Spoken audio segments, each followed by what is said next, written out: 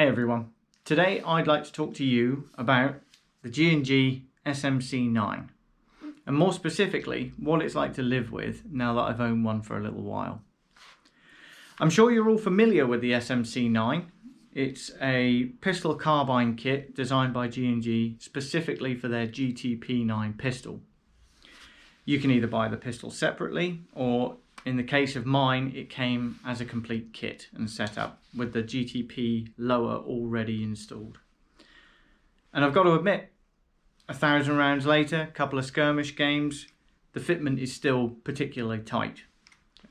There's no signs of wobble, no signs of play at all. And quite honestly, you could be forgiven for thinking that this is a singular unit and not a two-piece carbine setup. Starting at the front, always a good place to start. The muzzle at the front, or the flash hider, is 14mm counterclockwise, so you'll have no problem installing anything in the way of suppressors or tracers that you might be looking for. One thing to realise though is that G&G's new hop-up system is actually adjusted at the end of the system. So you get a little tool down in the pistol grip down here, and all the adjustment is done via the end of the barrel. In it goes, makes a positive click, and you can hear the positive clicks of the adjustment. I'll put it back to where I wanted it. And it's a really nice system. You really know where you stand with it and any adjustments that you're making. The obvious problem being, this can only be done in this scenario. Once you've got a bloody great tracer or a suppressor on the front of this, there's no adjusting anything on the fly as such. So one thing to remember is to have your hop up properly adjusted before anything like that is installed. Moving back along the gun, we have probably the most well documented problem with the SMC-9, which is the height of the stock in relation to the rail at the top of the gun. As you can see, it's a very pretty design, but what you're left with is a problem, if you like, whereby any optic you run is either going to need to be on a riser or particularly large. Maybe you might get away with an EOTech to a certain degree, but the issue stems from the fact that when attempting to get cheek weld, you can't actually sit below the height of the optic. So you're always slightly over the top of it without a riser, of course. And in some instances, I've actually taken the optic off in game if I'm looking to use optics as an assistance. And I've actually just run with the iron sights, which are actually very good. So that's one thing to consider. On the state of play with the stock, it is a very nice stock. There's still no wobble, as you can see when extended.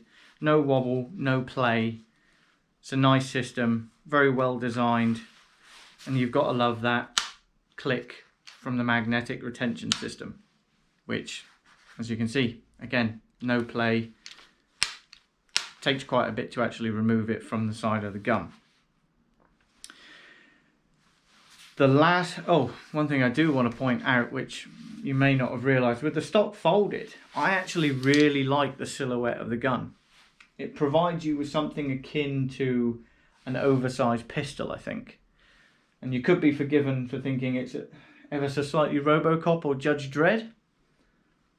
I've been tempted to run it like that a few times. So, something to think about if that's your bag.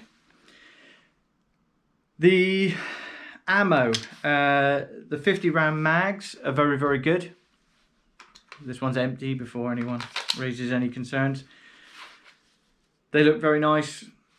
They retain very well. They certainly hold a lot of gas. You'll have no issue with running out of gas. I think in some instances I've got two full mags out of it before you start noticing that drop off.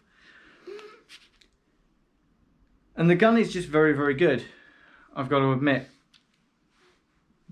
One other thing to think about is the trigger. I'm not a particular fan of this trigger. You can see just here the trigger safety.